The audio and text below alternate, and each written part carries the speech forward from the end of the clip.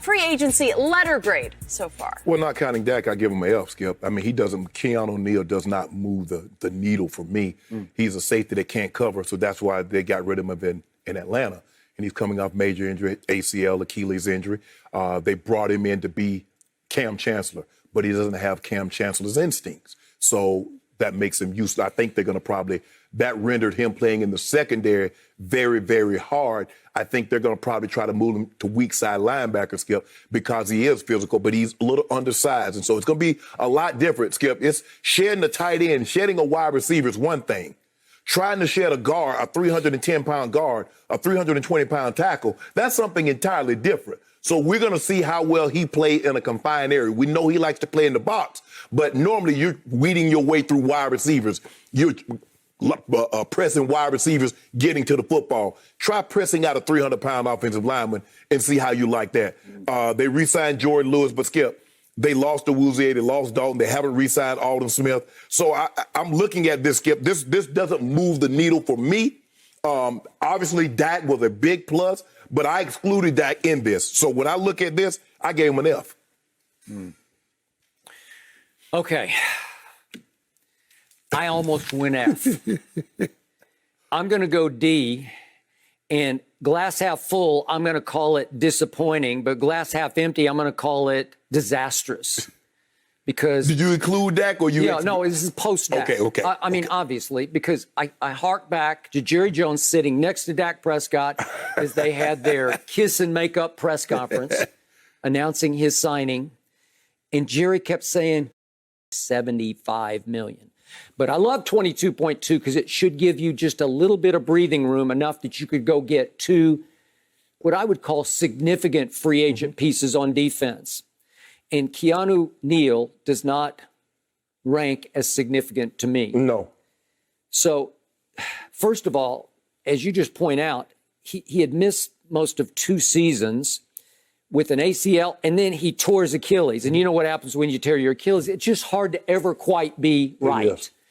And now they are reportedly bringing in a safety that I loved coming out in the draft out of The Ohio State University, Malik Hooker. He was the 15th overall pick. And by the way, Keanu Neal was the 17th overall pick in 2017, right. But Malik in 2017, 15th overall. He's also coming off an Achilles tear. Ugh. They're also bringing in that DeMonte Kazee, also from Atlanta, coached by Dan Quinn. Right. And he is also coming off an Achilles tear. Both of those Malik and Kazee tore their Achilles early last season. Correct.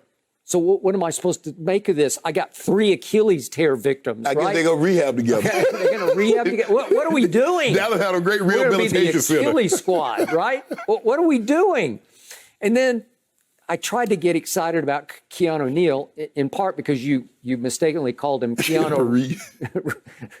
Yeah, you went John Wick, right? Yeah. You'd be indestructible. Right. Because Keanu, John Wick, right. never tore his Achilles tendon, right. because he's impervious to bullets. He's never even been really, he never even gets shot. Or when he was in the Matrix, they couldn't even hit him with bullets. That's a good one. That's true. Okay, then it dawned on me late last night as I looked at this, wait a second. The Atlanta Falcons last year allowed the most passing yards in all of pro football. And he started at safety for the Atlanta Falcons. Yeah. He is a box safety. He's more of a thumper, run stuffer, run stopper. But I looked at Brady's numbers against the Atlanta defense twice. He threw for almost 800 yards. It was almost 400 plus 400. He threw for 6 touchdowns and 1 interception. And it was against a defense featuring Keanu Neal and DeMonte Kazee. What? Hell, Dak almost threw for 500 in one game. Okay, thank you. Bingo. To your point, I agree. So then I start trying to convince myself, well, what if they signed Malik Hooker and Keanu? Maybe that would make it better. And then I'm thinking, yeah, other signees so far. We talked about Ty Nsekhe. He's a backup offensive lineman. He was undrafted out of Texas State. I'd never heard of him before. He was on the Buffalo squad last year. He has 17 starts for 6 different NFL teams, but he spent 4 years in the Arena League, starting with the Corpus Christi Sharks and going to the Dallas Vigilantes and then to the CFL. And I'm supposed to get excited about Ty Nsekhe. And then Carlos Watkins, defensive end that they signed. Okay, once upon a time, he was fourth-round pick out of Clemson. He finally started last year in his fourth year for the Houston Texans. He started 11 of 16 games for the Texans. The worst run defense in all of pro football last year belonged to that defense that he started for. And I'm supposed to get excited about that, Jerry? That's a big piece of pie. But I thought, Skip, you've been telling me you wrote books that Jerry loves box office, and he signed the most unknown guys in free agents. Okay, then he signed Terrell Basham. And I read things, I don't know Terrell Basham, but I read that he had his moments for the Jets last year. The Jets? Jets ain't have no moments. Huh? For the Jets? They were ranked 26th in points allowed last year. Really?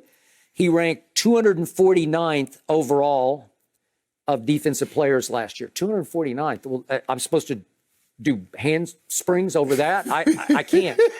I do. The one I've heard of is Brent Urban, because he was a fourth-round pick by the Ravens. And for 4 years, he contributed to the Ravens, but he's never been a consistent starter. And then last year, he bounced back and forth. He was Titans, Bears. And yet Pro Football Focus has loved him. They ranked him 50th best defensive player overall last year in limited duty. So, again, I'll take Brent Urban, but he's going to change my life. Is he even going to be a starter? Skip, I don't know. Think about your boy, Keon O'Neal. He has 2 interceptions in his career. Yep. Now, if you say, I got this wide receiver, and in 4 years he got 2 touchdowns, you're like, how am I supposed to get excited about that? Skip, they say he's known as a thumper. He hadn't forced a fumble since 2017. We're in 2021. Now, you a thumper, you would think, okay, turnovers. But he hadn't forced one in 4 years. Yeah, he missed most of 2 of those years. Yes. Yep. So, okay. I mean, how am I supposed to get excited about this, Skip? How are you?